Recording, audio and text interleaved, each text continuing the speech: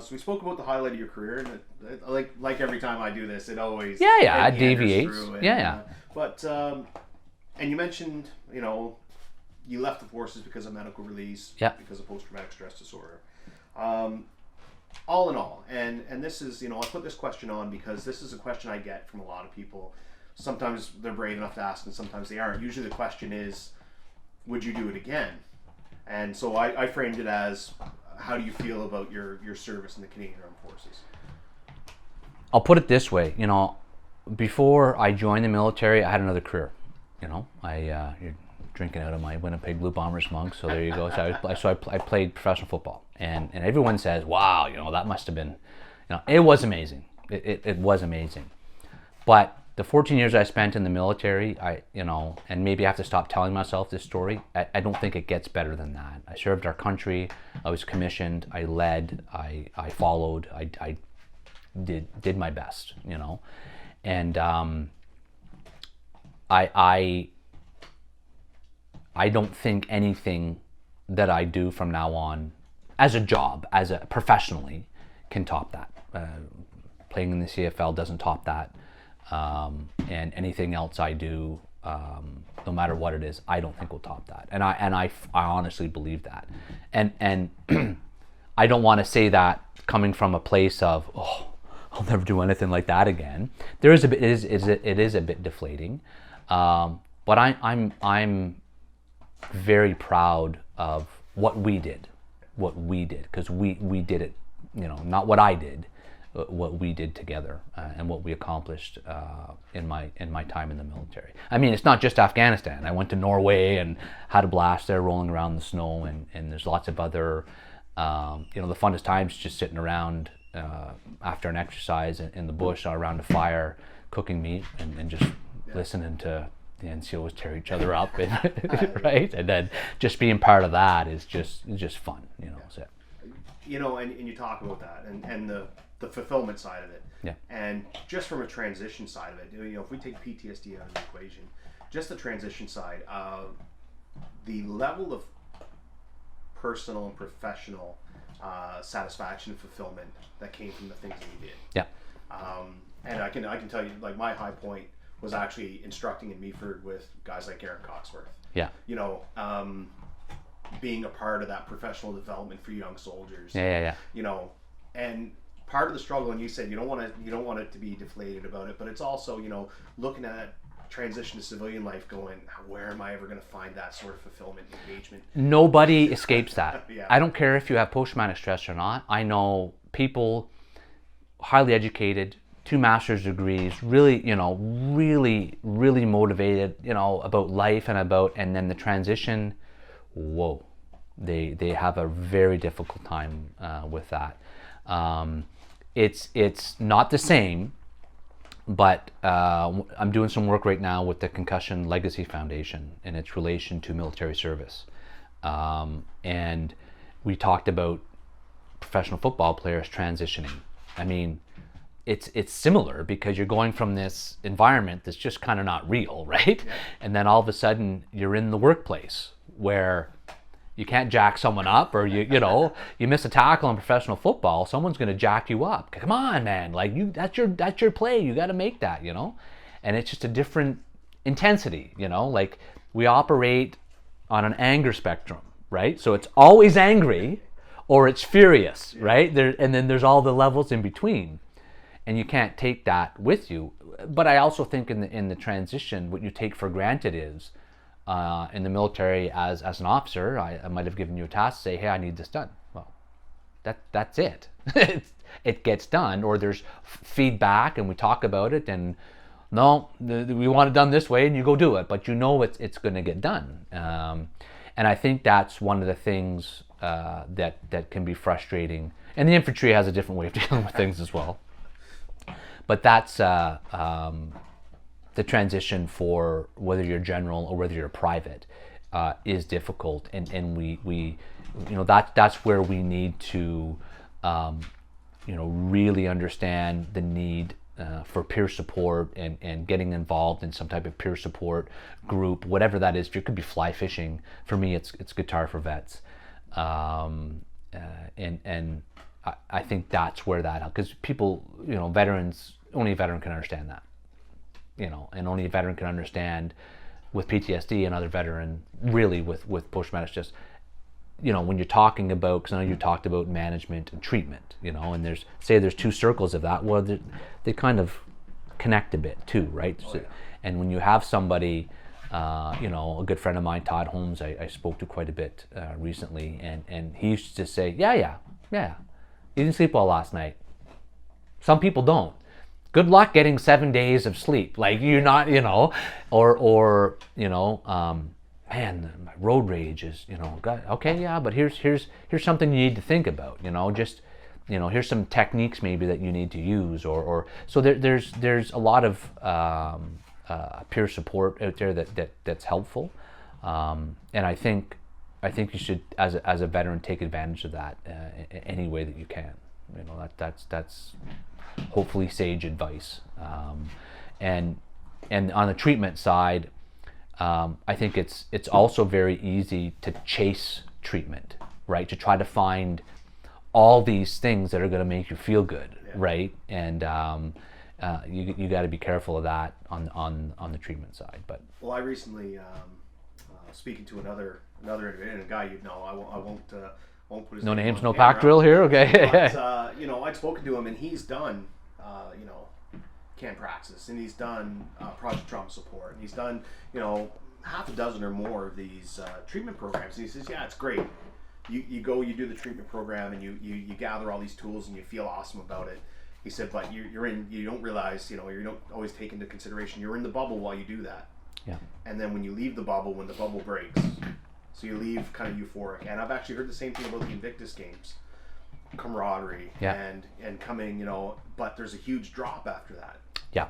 And I even kind of spoke about that in my ride last year, because it was 2.5 months of being in almost operational. Yeah. Like you're in that battle space, that head space, and there's this huge, massive drop. Right. And as a professional athlete, same thing. people, they win the Grey Cup, they win the Stanley Cup, and all of a sudden it's just boom, it's this big drop. Yeah. And that's the cycle. I think, as you said it. He said, that's what he noticed. Yeah. And it's just picking up those little tools, and I think. But I think that's where it comes back to take what we've learned and apply it. Yeah. And I think you have an individual responsibility. You've got to treat yourself, and you need a routine. Yeah. You got to get up at the same time, no matter how crappy it feels. You got to have your morning routine. We talked about morning routine. Yeah. Mine involves, no matter what time I have to start my day at, mine always involves reading or writing and a walk with my dog. That's how I start the day, whether it's Saturday, Sunday. Because I can control that. I can't always control the rest of the day, and I think that's what happens when you're on a ride like that. You're controlling it because you're dealing, and then and if you come back and you stop doing that, that's when you get that void. So find out, you lose it. So find out what your routine is. I mean, we used to, you'd get up in the morning. Everyone had their routine in the military, and if your routine is getting up and going for a run, then get up and go for a run. If it's going fly fishing, if it's going, just establish that routine so that no matter what. And I like bookends, right? I like bookends. Start your day one way and finish it the same way. So you might finish it reading before bed, or you might finish it going for a long walk with your dog, or writing, or it could be. But I think if you establish that, whatever happens in between, well, life, right? It's we learned in the military and the infantry to operate in chaos. So you can do it. Yeah. You can do it. But I also understand the challenges of leaving the house and driving and those types of things. And I think this is the treatment part. Stop managing it. If you can't be in a car without losing your shit, then maybe you shouldn't be in a car for a bit. Maybe you should be a passenger, or maybe that's what you need to work on. Or if you're agoraphobic, if you go into place and you just feel like the walls are closing in on you, okay, then that's something you need to work on. And whatever you're running away from, chances are you need to work on that. and that's not easy. But if you've been a soldier, you can do it. Like you have the ability to do that, and I think certainly there's a duty of care with Veterans Affairs, but there's also an individual responsibility, and that's what I like focusing on is trying to help veterans with Guitar for Vets establish that, to say, hey, and be part of that peer support network because that's what I've chosen to as my peer support group. Yeah. I think the other part of that treatment loop, we're used, so is about managing expectations. We're used to not knowing, like say basic training, you don't know anything, and you show up and you get your 16 weeks, basic infantry will say, you show up not knowing those things, and you're given the instruction and you're given the tools, and you leave competent, with a competency. And I think that's the model for the military career. You step up to the fire hose, you get certified, you get qualified, you're now minimum level of competency. You're now a subject matter expert. So minimum level of competency. Subject matter expert maybe comes with time. That's the experience side. Right. But I think a lot of us probably approach, because that's the model we're used to of learning and employing, approach treatment the same way. Well, I went there today and I picked up this tool. Well, now I'm qualified that tool, so now this should never be an issue again. And there's that expectation that it's going to build in the same way, and it just doesn't. Yeah. And I think that sets a lot of people up to be discouraged, because we're used to operating on the complete other side of it. You pick up the tool, you use it, and you move on to the next thing, and it's handled. So and I think the talking about the treatment side is important, to say, look, it's not a straight line. There's peaks and valleys, and you know what? You're gonna have bad days. You might have bad 2 days. You might have a bad week. But you just got to try to stop however you can that snowball from gaining speed. Well, you're gonna ride the snake. Right to the from the top to the bottom. And there's times where I find like the peaks get higher, the valleys get lower, and then sometimes when it goes the other way, when you experience that progression, the good progression, and it does go the other way a little bit, it's hard to get up and dust yourself off. Yep. Of course it is. That's the challenge. That's the challenge. Yeah. But no, perfect. We so we will move on to the heavy stuff. So you mentioned you're affected by post-traumatic stress disorder. You're diagnosed. You're medically released for that. So what struggles or difficulties personally did you experience as part of your post-traumatic stress disorder? I think the one of the biggest parts were panic attacks. Just not even really knowing what they were. Lying in bed at night thinking I'm having a heart attack. And so I actually went and got my heart tested, like an ECG, and your heart's fine. And I'm like, okay, well, I didn't know what it was, right? And at that point in time, now I had 3 kids that were all young, 3, 2, and just born. And so, and I think, that type of anxiety can very easily produce a loss of control. And then I think anger was my way to gain control. And what's anger? It's depression turned inside out. So then you get angry about something, and then there's a chemical reaction, and then you're depressed. Then you're not sleeping. And then, so I think just caught in that loop, constantly caught in that loop, and not, not knowing what was going on, but not being comfortable enough to come forward to get help either. And I don't blame other people. I have a tendency to blame myself. Maybe that's for everything, so maybe that's a personal fault of mine. But looking back, I think that was the most frustrating part. And then seeing the effects of that on my family, because you're really out of mind. I found, like, looking back, and I remember also, going in to kiss my kids goodnight and seeing them with their guts all over the place and blood all over the bed, and like, just how did that image superimpose itself on my child? You know, when a child's sleeping, they look dead, right? So right away, I mean, I used to go into the room and check they're sleeping, you know? So that just constant anxiety, it wears you down, it wears your family down. And you don't want to be around too many people. I think when I first got back, I started drinking more than I normally did. And realized, well, that's probably not a good, that's not good. So I stopped that and, turned to things like exercise. And I think I turned to the management side. I'm going to read about this, and I'm going to sort it out myself. And I did manage it, I did manage it. But the effects on my family and on my spouse and on my kids were drastic. Yeah. Same. Yeah. Same thing. Yeah.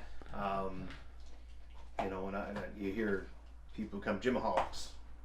I was a workaholic, chronic overachiever. Yep. This has to be perfect. I'm going to put everything into this. Yeah.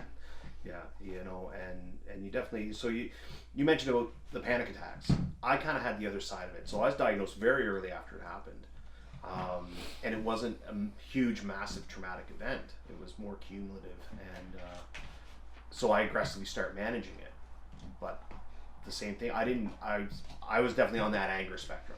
And and that whole idea of you soldier up when things get hard and you get angry and you get after it. That's the model. Yeah, it's a Rage Against the Machine. Anger is a gift. Yeah, exactly. And don't tell me it's not, because it works. Oh yeah. I'm just like I'm not condoning it. I'm not saying it works all the time. It's when you start when that starts infiltrating parts of your life that you can't control it. Yeah. Okay, the flasher's got to go off. You've got to say, okay, I may need some help with this.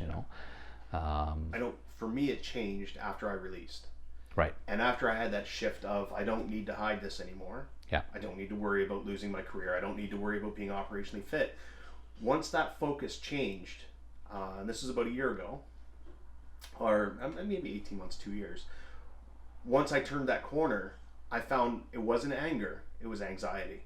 Right. That's when that anger when what it was the whole time, was anxiety. Yeah. Finally evolved to the point where I could experience the anxiety without just trying to soldier on and push through it by getting angry. Yeah. And that, good point. That was huge. Yeah. Like I'm looking around going like, why am I anxious? Why am I scared of this? Like that's a growth. And I think this is where what we're talking about right now. That trap is that's where soldiers commit suicide. Yeah. Because you just don't feel like it's ever going to end. And I'm not afraid to admit that I have suicidal thoughts, that I've had them before. Maybe they were more, and I think that's an interesting conversation because a lot of people avoid it. Oh, you should see if you have okay, but is it an escapism? Like I'm thinking log cabin in the middle of nowhere would be just dandy right now, right? Yeah. So is it an escapist thought, or is it no? I know exactly how I'm gonna kill myself, and what I would say to any veteran watching this is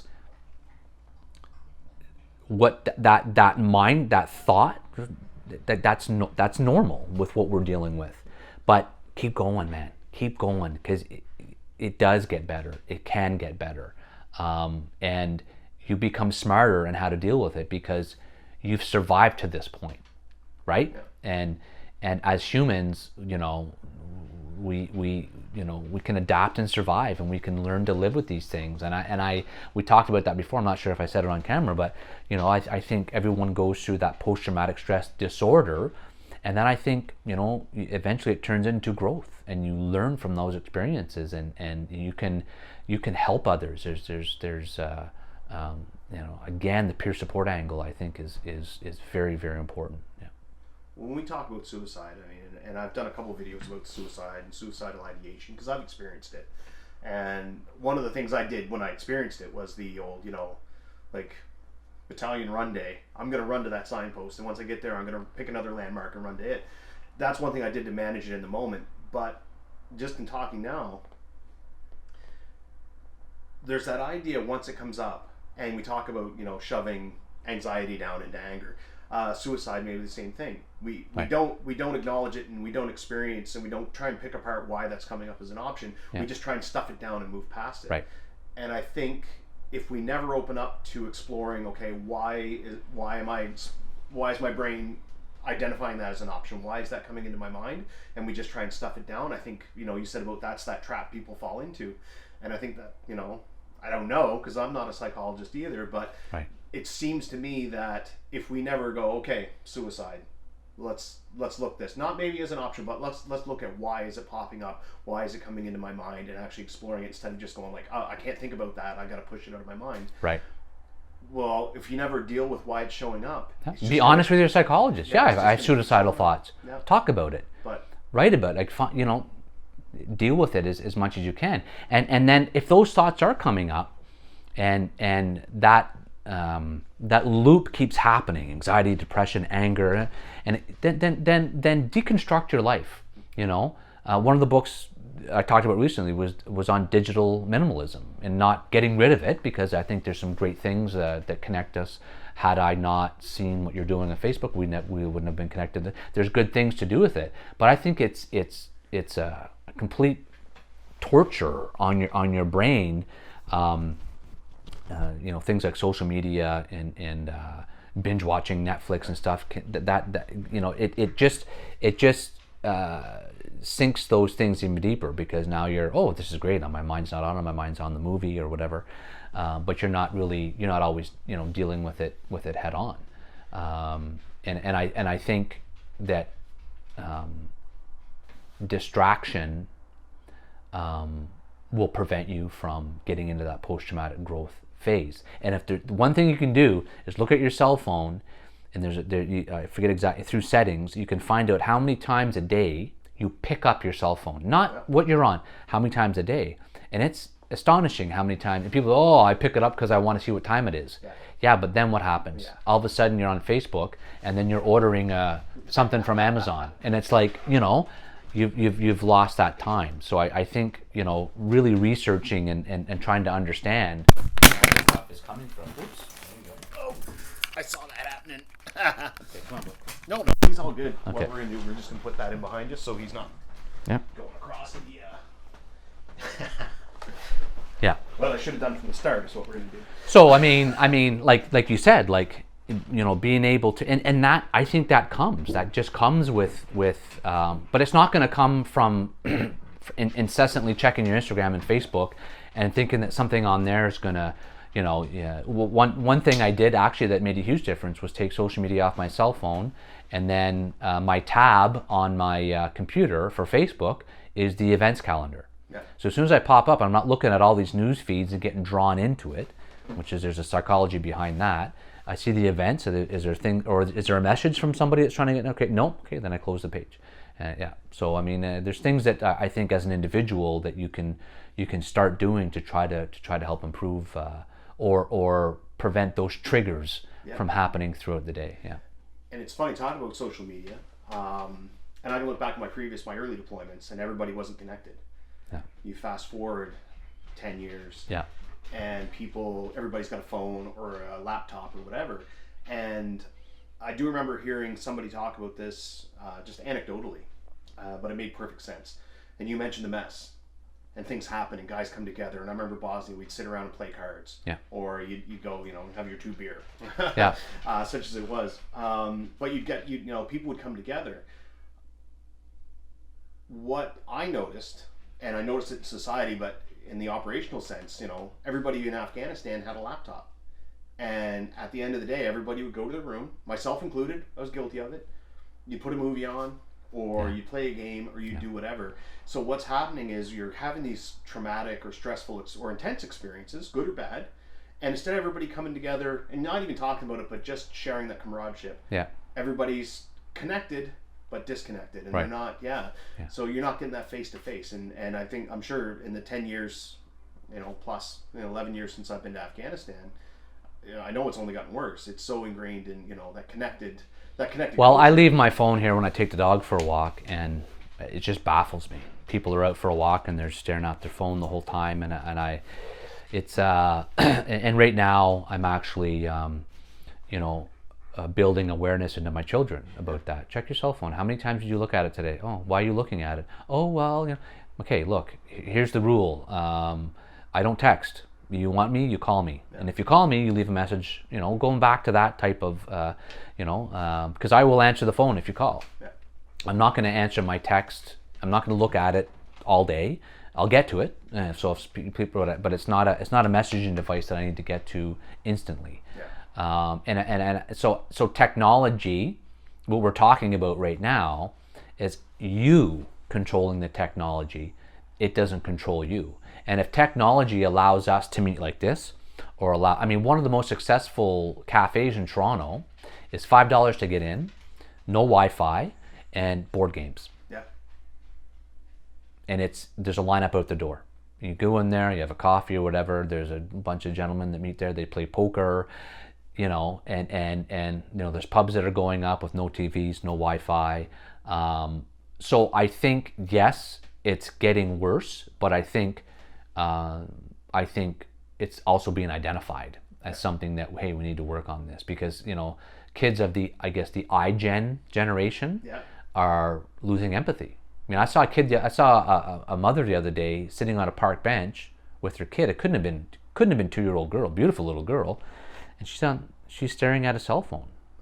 I'm like, wow, and I'm not judging that. That could be on FaceTime with her dad. That's great, It's just an example of babysitting with that, or using that to and I've talked to my kids about it, and seeing some of the posts that my daughter puts on Instagram, and say, I'm not sure if that's appropriate. You're looking for attention, but I would rather you get that attention by talking to somebody, or you FaceTime your friends, or call them on the phone instead of all this messaging through Instagram. Right? Well, I think social media and being connected,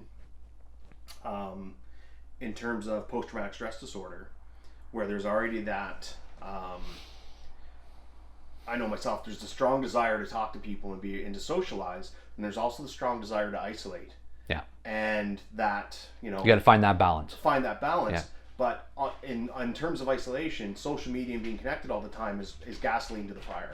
Big time. Because you're getting some of that connection, but you're not getting that social connection. Right, and you could you could be in that depression loop and try to snap out of it by responding to a post with anger and say things that, and I caught myself doing that a few times and got up and just went for a walk. Yeah. And then it dissipates, because, we've seen that with veterans as well, going on there and losing their mind, and that's not them. You're like, that's not you, because when I speak to you in person, it's a different persona.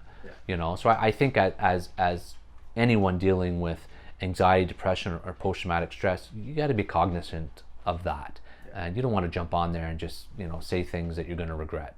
It's because then you regret them. Yeah. And then and then you start the loop again, right? And then you stay in that box the whole time. Perpetual motion.